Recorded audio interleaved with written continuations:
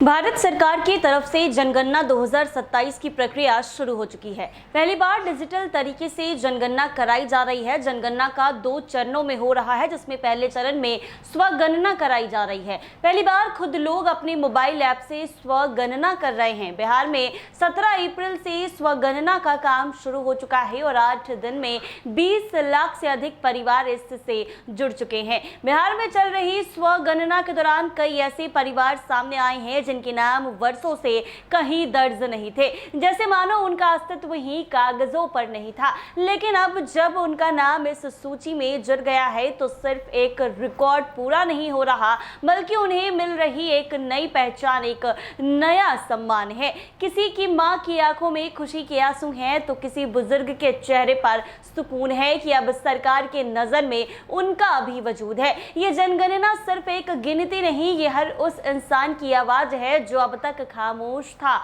जी हां, भारत की जनगणना 2027 के तहत राज्य में 17 अप्रैल से शुरू हुई स्वगणना यानी सेल्फ इन्यूमरेशन अभियान के तहत अब तक कुल 20,19,950 परिवार स्वगणना से जुड़ चुके हैं। सरकार की आंकड़ों के अनुसार 18,98,139 परिवारों ने प्रक्रिया पूरी कर ली है, जबकि 1,21,811 परिवारों ने स्वगणना की शुरुआत कर दी है। विशेष रूप से वैशाली में यानी 3,55,447 है और मधुबनी में 3,40,804 हैं और खगड़िया में 1,18,120 अव्वल पर हैं। स्वगणना की ये पहल जनगणना प्रक्रिया को अधिक सरल, पारदर्शी और डिजिटल बनाने की दिशा में एक महत्वपूर्ण कदम है। विभागीय अधिकारियों का मानना है कि व्यापक जागरूकता अभियान के कारण आने वाले दिनों में इसमें और तेजी आएगी तथा अधिक से अधिक परिवार इस प्रक्रिया से जुड़ेंगे।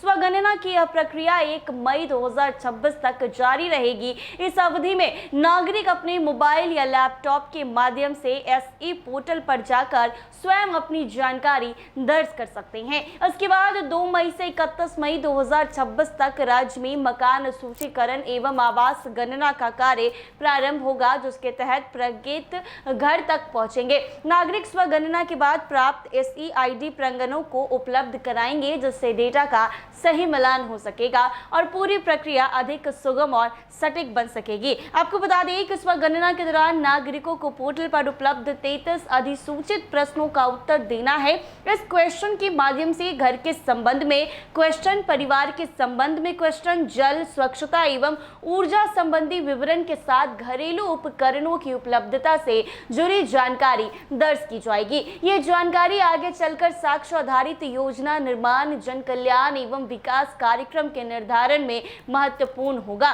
स्वगणना पूरी करने के बाद प्रत्येक परिवार को एक स्वगणना आईडी यानी SEID प्राप्त होगी। उस आईडी को सुरक्षित रखना है। दूसरे चरण में 2 मई से 31 मई 2026 के बीच जब जनगणना प्रांगण घर घर पहुंचेंगे, तब HLO प्रक्रिया को पूरी करने के लिए SEID उन्हें दिखानी होगी। हालांकि जो परिवार स्वगणना में शामिल नहीं होगा, उन्हें भी किसी प्रकार की चिंता करने की आवश्यकता नहीं है। ऐसे परिवारों का विवरण प्रांगणक द्वारा घर घर जाकर सर्वेक्षण के माध्यम से दर्ज किया जाएगा। परंतु मुख्य सचिव द्वारा लोगों से अपील की गई है कि यह देश की पहली जनगणना है जिसमें नागरिकों को खुद शामिल होने का मौका दिया गया है, इसलिए इसका लाभ ज्यादातर लोगों को उठाना चाहिए। ऐसे में स्वगणना के लिए सभी जिला अधिकारी, अपर मुख्य सचिव, प्रधान सचिव और सचिवों को निर्देश दिए गए हैं कि इसे पूरा करने के लिए विशिष्ट व्यक्तियों की सहभागिता ले